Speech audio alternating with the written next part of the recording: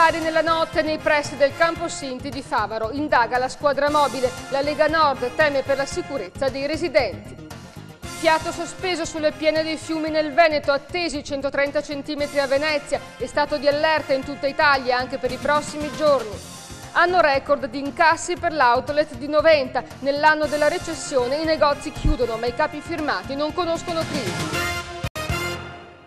Benvenuti a questa edizione del TG di Televenezia. Spari nella notte a 300 metri dal campo nomadi di Favaro. A Mestre sono stati proprio i sinti ospitati nel villaggio a chiamare la polizia, allarmati dagli spari in sequenza. I colpi sono stati sentiti poco prima della mezzanotte e una volante è intervenuta sul posto trovando sul terreno i bossoli vicino ad una rotatoria. Da un primo accertamento pare che i colpi siano stati sparati in aria e non contro qualche oggetto né contro il Campo Sinti. Non è escluso che si possa trattare di munizioni a salve. Sulla vicenda sta indagando la squadra mobile di Venezia e si è anche interessato con una nota l'onorevole Corrado Callegari, che si è augurato venga fatta chiarezza sull'episodio. Il politico del Carroccio ha espresso la preoccupazione che la zona potrebbe diventare pericolosa per la sicurezza dei cittadini.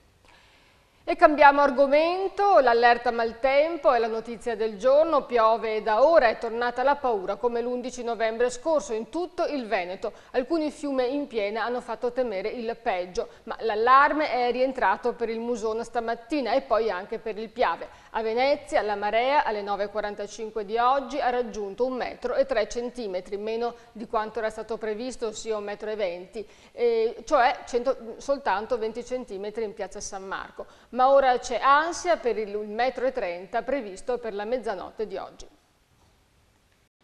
Fiato sospeso per l'intera giornata di oggi nel Veneto a causa delle piogge. Lo stato di allerta non è ancora rientrato e a Venezia è previsto il codice arancione. L'acqua raggiungerà i 130 cm secondo le previsioni del centro maree poco prima della mezzanotte di oggi. Nel veneziano invece i fiumi sono al di sotto della soglia di rischio, mentre è nel padovano che oggi si è temuto di più. I fiumi e i canali sono tutti in piena. Sorvegliato speciale il canale Musone che nella mattinata di oggi ha raggiunto nella zona di Castelfranco un picco pericoloso. I tecnici del Consorzio di Bonifica Acque Risorgive hanno concentrato le loro attenzioni inoltre sul Bambura, un affluente del Musone, le cui acque sono arrivate al limite degli argini nella zona di San Giorgio delle Pertiche. È stata tenuta sotto controllo anche la piena del fiume Piave. Preallertate le famiglie che risiedono nelle zone più critiche a rischio di straripamento. C'è preoccupazione anche per domani, dato che sono previsti altri 2 giorni di precipitazioni, ma almeno nel veneziano è attesa pioggia con intensità contenuta e il territorio dovrebbe riuscire a smaltirla. Una volta passata la perturbazione sarà il momento del freddo. Da venerdì comincerà l'inverno per l'arrivo di aria fredda dall'Artico che porterà nevicate in montagna e in collina.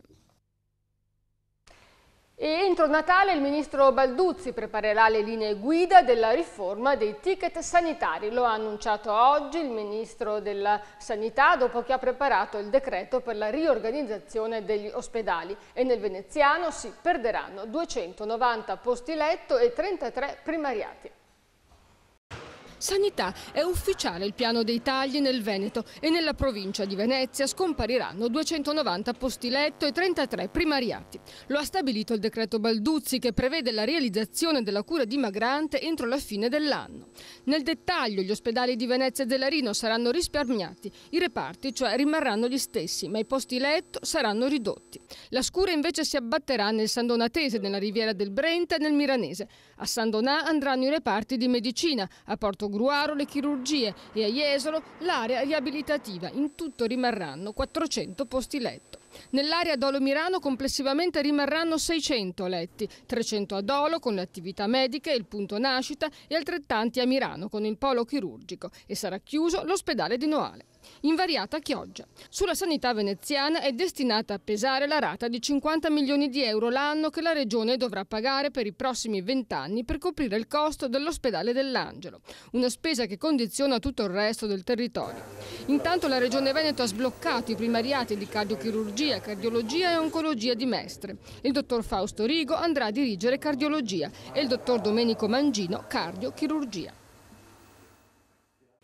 E sta diventando un problema di salute pubblica sempre più grave la diffusione della droga, soprattutto tra i minorenni. Anche oggi i carabinieri di Venezia hanno arrestato un sedicenne per spaccio di hashish e marijuana e lo hanno portato nel carcere minorile di Treviso. Da circa 2 settimane i militari avevano notato un aumento di assuntori durante una serie di controlli in piazzale Roma e durante alcuni appostamenti hanno scoperto che il sedicenne aveva creato un giro di spaccio.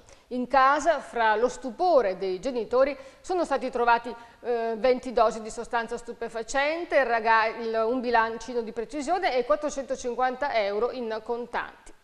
E a Marcone i militari hanno arrestato in flagranza un 46enne del luogo con precedenti mentre stava vendendo 10 grammi di cocaina. In casa è stata trovata dell'altra droga per un totale di circa mezzo etto di sostanza pura. E cambiamo argomento, è scattata la guerra della CTV contro i portoghesi in ritardo, visto che era da molto tempo che si diceva che in realtà i portoghesi nei bus CTV e nei vaporetti CTV sono sempre molto numerosi. Secondo i dati dell'azienda invece è soltanto che da gennaio ad oggi che i passeggeri che non pagano il biglietto sono aumentati. Sono saliti, secondo Panettoni, ben del 16%. I tornelli che secondo l'assessore Ugo Bergamo saranno installati entro 3 mesi, però erano già in programma, dice la CTV, da 4 anni. Sorprende questo sbalzo repentino delle percentuali di evasione che risultano all'azienda. Nel nostro TG avevamo ospitato un'intervista all'assessore provinciale ai trasporti, Grandolfo, mesi fa, secondo il quale il tasso di evasione era da anni molto più alto. A CTV languono gli incassi dell'azienda di trasporti pubblici veneziana, nonostante le tariffe da capogiro imposte ai turisti. Secondo indiscrezioni il bilancio si chiuderà con 8 milioni in meno rispetto all'anno precedente e significa che anche Cafarsetti dovrà rinunciare ad 1,5 milioni di euro. In una città che quest'anno ha registrato un afflusso record di turisti, sulla causa che ha fatto mancare gli introiti l'azienda non ha dubbi, sarebbe l'evasione. Fino a pochi mesi fa la CTV negava la forte consistenza di questo fenomeno e nel TG di Televenezia invece l'assessore ai trasporti della provincia di Venezia, Giacomo Grandolfo, aveva puntato il dito sulle modalità di controllo a bordo dei mezzi a suo parere sbagliate. Ora i vertici aziendali ammettono che il fenomeno è tutt'altro che trascurabile. Addirittura i portoghesi in terraferma costituirebbero il 16% dei viaggiatori. 1 su 6 non pagherebbe il biglietto e nel settore della navigazione chi bara costituisce il 5%. Soltanto nel gennaio scorso si parlava di percentuali sotto l'1%. A non pagare sono molti turisti, utenti che non trovano i biglietti, soprattutto in estate perché le macchinette automatiche sono pochissime o non funzionano, le biglietterie sono chiuse o perché le code lunghissime invitano a disertare. Un fenomeno che ha indotto l'assessore alla mobilità Ugo Bergamo ad annunciare l'installazione dei tornelli sui mezzi e negli imbarcaderi entro 3 mesi, un'idea che continua a rimanere a Venezia di difficile applicazione. E intanto buone notizie per il trasporto scolastico di studenti disabili delle scuole superiori del veneziano. La provincia di Venezia ha stanziato quasi 400.000 euro per fornire il servizio a 46 utenti. La spesa media per studente è di quasi 7.000 euro. E ora parliamo di un rapporto in piena crisi, quello cioè tra banche e clientela. Più che mai impegnata a ricucire la fiducia tra le parti è la banca del gruppo Carige, il più importante istituto di credito ligure e da qualche anno sempre più presente anche nel Veneto. Vice direttore generale Gabriele Del Monte, quali sono le vostre proposte per le famiglie e le imprese venete? Guardi, noi nel Veneto crediamo tantissimo, la banca ha investito parecchio, abbiamo aperto 47 filiali nella regione, noi abbiamo una tradizione di 500 anni di storia di Cassa di Risparmio, quindi tradizione di vicinanza al territorio, vicinanza alle imprese e alle famiglie. Dall'inizio della crisi a oggi non abbiamo mai fatto mancare credito a nessuno, abbiamo continuato ad erogarlo e crediamo proprio in questa relazione che si dovrà rafforzare per aiutarci reciprocamente a trovare una via d'uscita da questa crisi che ormai si trascina da parecchi anni. Usciremo dalla crisi nel 2013? Diamo un po' di speranza. Guardi, purtroppo il segnale più negativo che noi oggi vediamo è la crisi della fiducia dei nostri consumatori. Voi avete letto i dati dell'andamento dei consumi, c'è stato veramente un crollo importante perché è venuta di fatto a mancare la fiducia. La gente senza la fiducia non spende e soprattutto non investe. Quindi oggi, se vediamo e si parla tanto di credit crunch o di riduzione del credito erogato dalle banche, è soprattutto legato al fatto che la gente non chiede credito perché ha paura di investire. Quindi bisogna tornare a trasmettere fiducia alle persone per poter vedere la via d'uscita da questa crisi. Ecco, quindi come far tornare un po' di fiducia verso le banche nei cittadini?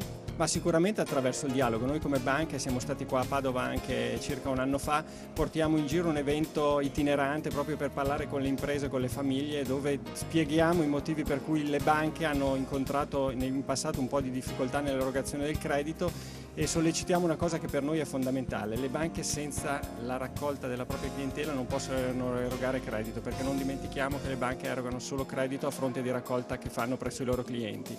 La crisi di fiducia dei mercati internazionali nei confronti dell'Italia e delle banche italiane ha fatto sì che le banche andassero incontro a problemi di provvista, quindi di raccolta sui mercati istituzionali, quindi bisogna anche invitare la clientela a privilegiare le banche che reinvestono i risparmi che raccolgono sul territorio, proprio per dare fiato e ossigeno alla nostra economia che ne ha tanto bisogno. Senta, vice direttore, in generale che caratteristiche hanno i servizi Carige? Ma noi offriamo servizi a 360 gradi, dalla famiglia alla piccola impresa, anche alla grande impresa. Come accennavo prima, abbiamo 500 anni di tradizione alle spalle, perché la nostra banca nacque in Genova nel 1483 e portiamo avanti questa tradizione di vicinanza ai clienti, cercando di offrire servizi sempre più misura nei confronti sia dei privati che delle imprese, in particolare nei confronti delle imprese, visto che oggi siamo in una fase, come dicevamo prima, di crisi dei consumi interni, con una direzione dedicata che abbiamo costituito nel 2010 proprio agli albori della crisi. Stiamo cercando di aiutare le imprese nell'internazionalizzazione, che riteniamo sia la prima opportunità per le imprese per ritrovare un po' di ripresa.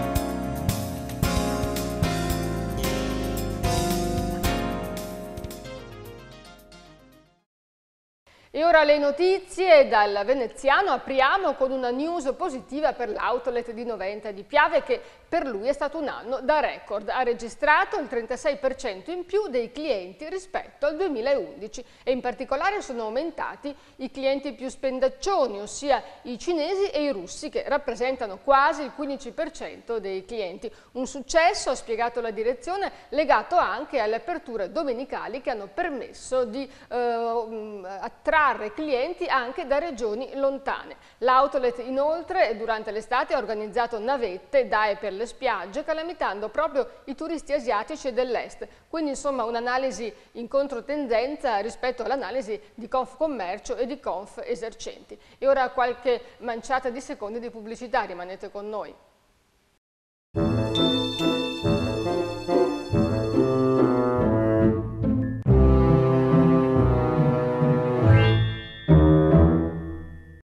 Il Noceto presenta Noce d'Oro, qualità superiore, sapore inconfondibile. Cerca il punto vendita più vicino a te su www.ilnoceto.it. E ancora notizie dalla provincia di Venezia, dove le manifestazioni che sfruttano o peggio maltrattano volatili o altre specie sono sempre più nel mirino degli animalisti. Animalisti in soccorso delle oche a Mirano, dove il Palio di Luneo è fissato per l'8 dicembre. La tradizionale corsa delle oche, recuperata in extremis dopo il cessato allarme aviaria, si preannuncia disturbata dalla protesta dei 100% animalisti, che contestano il palio quale divertimento idiota senza alcun rispetto per i poveri pennuti, esseri viventi come noi. Natale senza albero nella nuova piazza Indipendenza di San Donà di Piave. Ha voluto così il sindaco Francesca Zaccariotto, perché un grande abete, ha detto, avrebbe oscurato tutto il resto. Tornano invece le bancarelle e il villaggio natale, che sarà ancora più spettacolare, con molte installazioni e suggestivi igloo trasparenti. Ci spostiamo ora nella Marca trevigiana, dove, come spesso succede nei periodi più bui e difficili, si stanno diffondendo sette e gruppi dediti al satanismo. Nel Veneto ci sono circa 35 gruppi satanici, molti di questi attivi nella Marca, come è emerso dal recente convegno trevigiano sulle sette sataniche. In particolare, tra Preganziole e Mogliano ci sarebbero diversi simpatizzanti dei bambini di Satana, mentre frequenti movimenti sospetti sono stati registrati nella zona del Montello. Nella palestra di Volpago non si può nemmeno ballare. Il comune ha ritirato la concessione dello spazio all'associazione Veneto Danza subito dopo il primo allenamento. Motivo: le scarpette dei ballerini avevano rigato il pavimento. Se danza sportiva e parquet sembrano incompatibili, in palestra si terranno probabilmente solo corsi di meditazione. E andiamo infine nel Padovano, serbatoio di giovani talenti. Oltre 60 ragazzi dai 16 anni in su della parrocchia San Tommaso di Albignasego sono impegnati da oltre un anno e mezzo alla messa in scena del musical su San Francesco Greccio, notte di Natale del 1223, che debutterà il 1° dicembre alle 21 al Palazzetto Polivalente. A coordinare i giovani un altrettanto giovane sacerdote, Don Loris Gasparella. Giovani creativi a raccolta a Selvazzano. A convocarli è il comune, che chiede loro idee accattivanti per un logo e uno slogan che rappresentino il servizio di Informa Giovani e animazione di strada. E il talento dei giovani può misurarsi anche con un'altra iniziativa, e cioè col concorso Realizziamo un tuo progetto, proposte innovative per migliorare la città. E ora le previsioni del tempo per i prossimi 4 giorni, e vi abbiamo già anticipato nel corso del telegiornale che lo stato di allerta continua.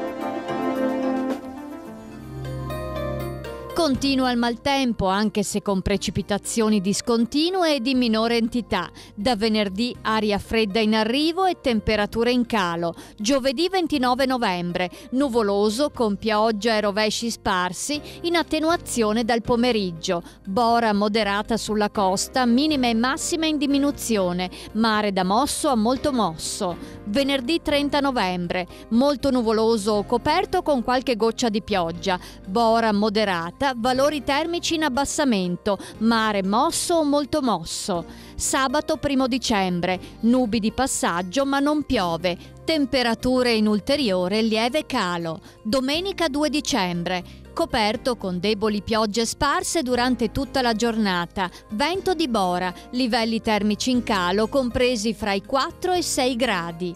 La marea di giovedì 29 novembre è molto sostenuta, la massima alle 10,05 1,10 m, la minima alle 17,05 40 cm.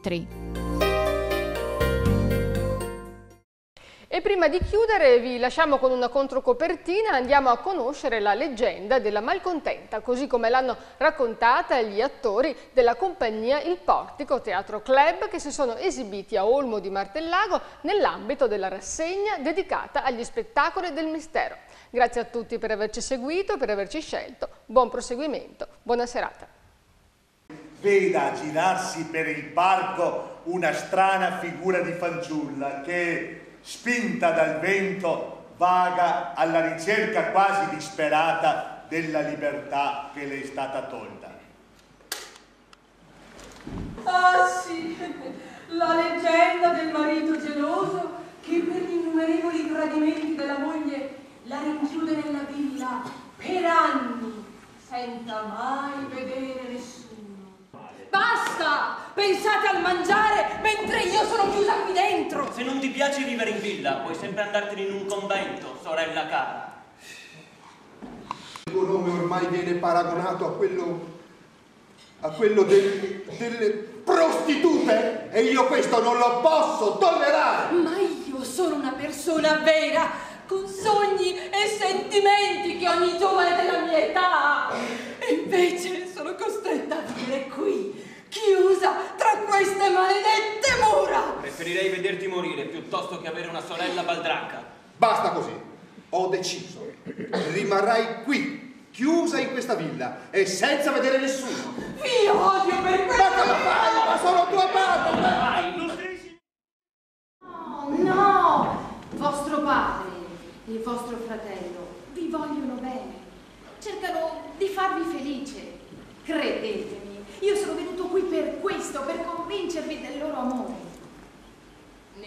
Siete sicura?